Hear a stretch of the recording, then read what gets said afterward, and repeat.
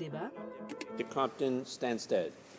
Merci beaucoup, Monsieur le Président, et longue vie et prospérité dans une retraite bien méritée. Et vous allez être une pièce manquante à tout ça ici dans vos bons jours. La présente motion, Monsieur le Président, débattue ce matin, M-533, de mon honorable collègue et voisin de comté de Sherbrooke, porte sur l'administration canadienne de la sécurité et de la sûreté du transport aérien. En résumé, le texte fait appel à ce gouvernement afin qu'il présente le plus rapidement possible un mécanisme permettant aux aéroports non désignés, ceux ne faisant pas partie justement de la liste de 2004 en vertu de la loi sur l'administration canadienne de la sûreté du transport aérien, pour que ces 10 aéroports puissent enfin offrir à leurs frais, des contrôles de sûreté reconnus par cette même loi, donc par l'ACSTA. M-533 vise particulièrement à offrir une solution aux nombreux aéroports, et on a fait de la nomenclature plus tôt, qui souhaitent actuellement obtenir des contrôles de sûreté de l'ACSTA. Le mécanisme qui serait ainsi déterminé et mis en place par le gouvernement actuel ou futur serait utile pour bon nombre d'aéroports au Canada qui ne sont pas désignés en vertu de l'annexe de la loi sur l'administration canadienne de la sûreté du transport aérien. Vous savez sans doute, Monsieur le Président, que les aéroports partout au pays sont des vecteurs économiques importants pour les communautés qui les entourent. Nous devons les supporter afin qu'ils puissent s'épanouir, progresser et créer des emplois de qualité pour la classe moyenne. La sécurité aérienne, tout comme la sécurité alimentaire et la sécurité ferroviaire, sont des priorités très importantes pour moi, mon chef, mon parti et mon caucus. Par contre, ce gouvernement nous a habitués à un certain laisser-aller depuis quelque temps dans ces domaines, dans ces priorités qui devraient être vraiment importantes pour eux aussi. Mais le mécanisme demandé par cette motion vise donc à offrir une solution pragmatique qui ne compromet d'aucune façon la sécurité aérienne, puisqu'elle vise à tenir compte des normes développées par la réglementation présentement en vigueur. Les contrôles de sécurité dont il est question sont la responsabilité d'une société de la Couronne, l'ACSTA, qui a été créée en 2002 comme suite logique au niveau de la sécurité aérienne aux attentats du 11 septembre 2001. La loi qui institue cette société d'État prévoit que l'administration doit s'assurer que des contrôles de sûreté sont effectués en conformité avec des normes bien strictes, bien sûr, et que nous respectons. L'administration est responsable d'assumer les coûts des contrôles, et ce, grâce à un tarif imposé sur chaque billet d'avion. L'ACSTA a conclu des ententes avec les compagnies de sécurité Garda, Securitage, G4S, pour assurer les contrôles dans les nombreux aéroports du Canada. C'est donc dire que tout est décidé de façon quasi arbitraire quant à l'attribution de cette norme de contrôle et des nouveaux aéroports. Il y en a eu seulement 2 depuis 2004. Il n'y a pas eu de mise à jour vraiment. Donc, 2 aéroports sur 12 ayant fait la demande ont été ajoutés à la liste d'aéroports désignés. Donc, ça ne laisse pas grand place à l'ouverture et surtout, comme je disais, à une mise à jour, puisque partout au pays, dans bien des régions, il y a eu énormément de perturbations économiques depuis les 15 dernières années. Il y aurait donc lieu de mettre à jour cette liste conséquemment, ou du moins de trouver un mécanisme, une façon de pouvoir rendre sécuritaire l'accès aux passagers dans les vols aériens et de faire en sorte que ces aéroports, il y en a plusieurs, qui pourraient permettre à la région environnante de se développer. Mais hélas, nos appels depuis plusieurs années sont tombés dans l'oubli. Ça fait plus de 2 ans. 2 ans, et c'est le silence complet. Aucun appel, proposition, quoi que ce soit ne fut présenté par le gouvernement aux protagonistes de projets économiques en attente d'une réponse qui pourrait générer des revenus à l'État. Des retombées économiques importantes dans les régions. Et l'une de ces régions, bien justement, fait partie de mon comté, Monsieur le Président, c'est Sherbrooke. qu'on appelait à l'époque reine des cantons de l'Est, comme on la désignait.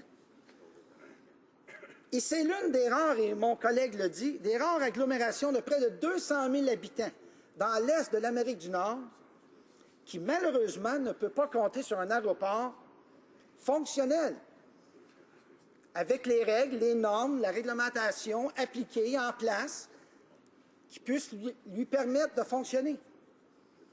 La grande municipalité de Sherbrooke, propriétaire de l'infrastructure, sur des terrains entourés par des petites municipalités de la MRC du Haut-Saint-François dans mon comté, soit Westbury, Cook-Sherrington et East Angus, attendent avec impatience le moment où ils pourront enfin dire oui à de nombreux projets. Oui, de nombreux projets de développement économique supportés par des dizaines de partenaires économiques, politiques de la région. Ne serait-ce que de dire que dans cet environnement, dans cette agglomération, on a l'Université de Sherbrooke, l'Université Bishop à Lennoxville, sans compter le Centre hospitalier universitaire de Sherbrooke, plusieurs grandes entreprises, dont Domtar, BRP, Waterville TG, même des entreprises aussi loin qu'à Stansted, à 45 minutes de l'aéroport, et même l'Observatoire du Mont-Mégantic qui pourrait profiter des retombées d'un aéroport viable, fonctionnel, qui pourrait permettre un développement touristique, agro-touristique, puisque ma région, je vais parler pour chez nous, ma région est un fleuron en agroalimentation, avec des sites incroyables sur le bord du lac Massawippi, même Magog. C'est incroyable. Et tous ces gens-là, tous ces acteurs-là économiques pourraient en profiter. Donc, ce n'est pas juste les régions immédiates, c'est même 30 minutes, 45 minutes, 1 heure de cet aéroport où il pourrait y avoir des développements économiques, pérenniser des emplois, des entreprises, des PME qui ont vraiment besoin d'un soutien, d'un support et surtout d'un levier, qui attendent cela depuis, et mon collègue n'était même pas né, ça fait 30 ans qu'à Sherbrooke, on se bat pour un projet d'avoir un aéroport viable et fonctionnel. Bien des choses ont échoué, mais aujourd'hui, présentement, à l'heure qu'on se parle, tous ces partenaires-là veulent travailler ensemble et faire en sorte que l'aéroport de Sherbrooke soit une place où vraiment, là, on pourra s'en servir comme levier, comme développement économique, comme un point de repère, et où on va arrêter de dire non à des projets. La Chambre de commerce, une fois par mois, doivent dire non à des projets de développement puisqu'ils n'ont pas de lien aérien ou ferroviaire. Ferroviaire, on va oublier ça, je pense, pour l'instant, mais aérien, un lien aérien, il serait si simple de travailler ensemble avec le gouvernement et de faire en sorte que non seulement l'aéroport de Sherbrooke, mais plusieurs autres aéroports au Québec et au Canada attendent ce développement. Est-ce qu'il me reste, combien de temps il me reste? Presque 2 minutes. Merci beaucoup, Monsieur le Président. Donc, c'est plusieurs paliers de gouvernement. La Ville de Sherbrooke, la MRC du Haut-Saint-François, de Quaticook, de Magog, du Granit, tous pourraient profiter de cette manne qui serait développée autour de l'aéroport. Non seulement par les voyageurs, mais du développement industriel, économique, viable. Les projets d'emploi en recherche et développement, ne serait-ce que de parler de l'entreprise de biomasse Enerchem, où des scientifiques viennent y faire des recherches, du développement, de l'innovation qui est exporté partout au pays. Mais plusieurs entreprises attendent cela. Ils savent qu'avec un point de repère important en périphérie de Sherbrooke, on pourrait développer l'économie, créer de l'emploi en ces temps plutôt moroses en région. C'est important. C'est vraiment important qu'on travaille ensemble avec le gouvernement, puisque tous les partenaires sont là présentement. Ils attendent avec impatience. Donc, en conclusion, Monsieur le Président, comme je l'ai dit, plusieurs régions au Canada pourraient bénéficier de l'ouverture du gouvernement actuel face aux besoins criants des économies locales en perte de vitesse. Une réponse positive à l'initiative de mon collègue pourrait créer et donner de l'espoir à des milliers de travailleurs et travailleuses partout au Canada. Merci, Monsieur le Président, et comme je l'ai dit, longue vie et prospérité.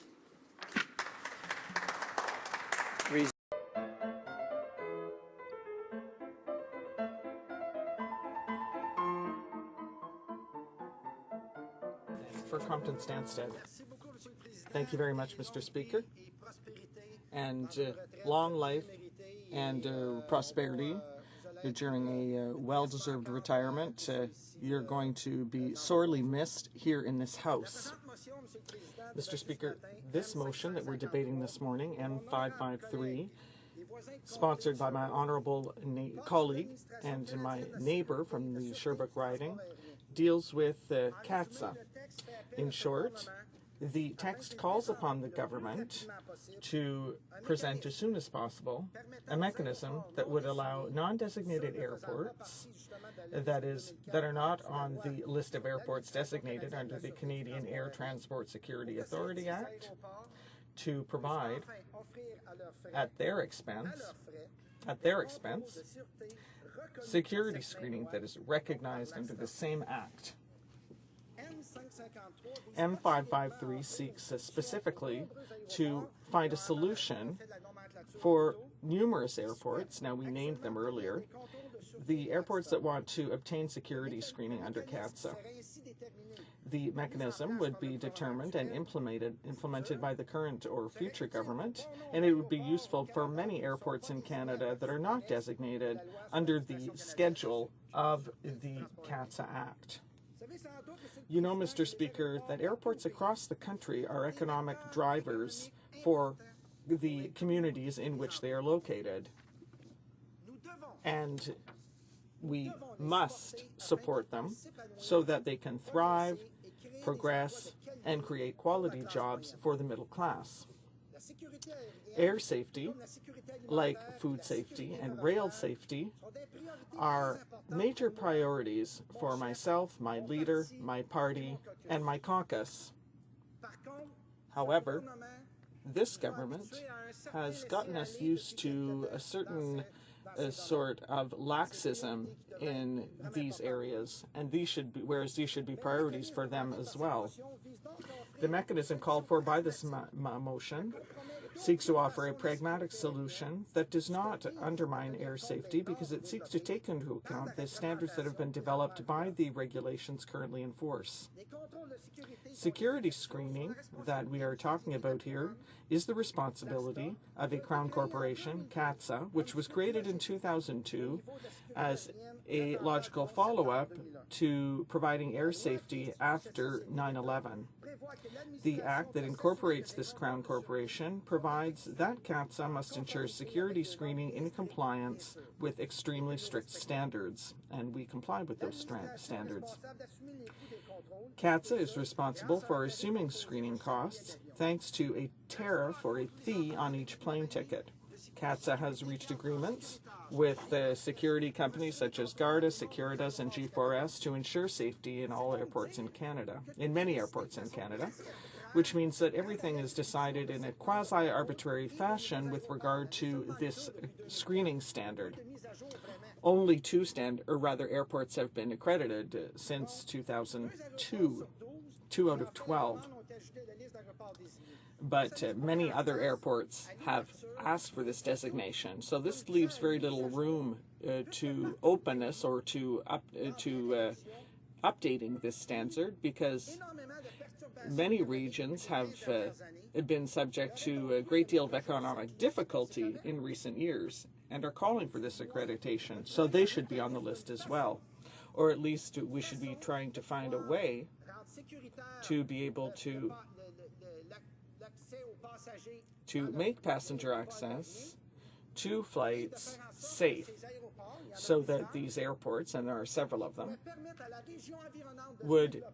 could allow the surrounding regions to develop, economically speaking.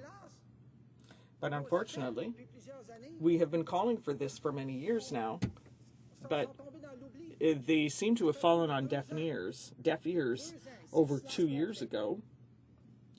Since a couple of years, all we've had is radio silence. So we're trying to generate revenue for the nation. There could be major economic spin-offs for the regions in question.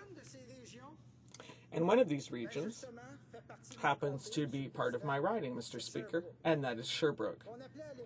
At the time, we used to call Sherbrooke the Queen of the Eastern Townships, and it is one of the, as my colleague said, it is one of the rare urban centers of close to 200,000 people in the eastern portion of North America that does not have an airport that is functional, with the rules and standards that should be applied to make it functional. The greater Sherbrooke region, which owns the infrastructure on land surrounded by small municipalities such as Haut-Saint-François, Westbury, Cook-Sherriton, and East Angus, these municipalities are waiting for the government to give its consent for numerous projects. There are many economic development projects that have been supported by dozens of partners, economic partners, political partners in that region. All we have to do is look at this in this urban center. You've got the University of Sherbrooke, Bishops, the Sherbrooke Hospital, numerous large companies in the region, including Domtar, BRP, Waterville TG, and even businesses as far away as Stansted, which is 45 minutes from the airport. And of course, the beautiful observatory of Lake Mégantic that could benefit from these economic spin-offs brought by these airports. I'm going to talk about my region. My region is a flagship of biofood and agriculture. It's unbelievably rich, and these people, all these people in my riding, could benefit from these economic spin-offs. So even though they're 30 or 45 or 60 minutes from this airport, that they would still benefit. There are numerous companies and small businesses that require this kind of support. They need an economic lever, and they've been waiting for this for 30 years. My colleague who moved this motion wasn't even born yet, but they've been waiting for this type of project to have a viable and functioning airport. Many things have fallen through, but right now all of these partners want to work together. They want to ensure that the Sherbrooke Airport is a place that could be used as an economic vector, as a reference point for the region. The government has to stop saying no to different projects. The Chamber of Commerce has to constantly turn down economic development projects because there is no rail link, there is no air link. Now, I think we just forget about trains, but we need an air link. It would be so simple to work together with the government to ensure that not only the Sherbrooke Airport is functional, but many other airports across Quebec and Canada. How much time do I have left, Mr. Speaker? All right, thank you very much, Mr. Speaker. So there are many levels of government involved. The City of Sherbrooke, the RCM of Haut-Saint-François, Coaticook, Granite, all of those regions could benefit from these economic spin-offs that would derive from this airport. Not just travelers, but we're talking about economic industries. There could be jobs in R&D. Scientists come and conduct research and development. They innovate products that are exported across the country and abroad. So there are many, many businesses and companies that are waiting for this. They know that with this important hub in Sherbrooke, they would be able to develop the economy, create jobs, because things are stagnating in some regions. So it is important for us to work together with the government because all the partners are ready right now. They're waiting for the federal government to step up. So in closing, Mr. Speaker, as I said, several regions in Canada could benefit from the openness of the current government, giving the pressing needs of local economies that are stagnating. A positive response to the initiative of my colleague could create jobs and give hope to thousands of workers across Canada. Thank you, Mr. Speaker. And as I said, I wish you long life.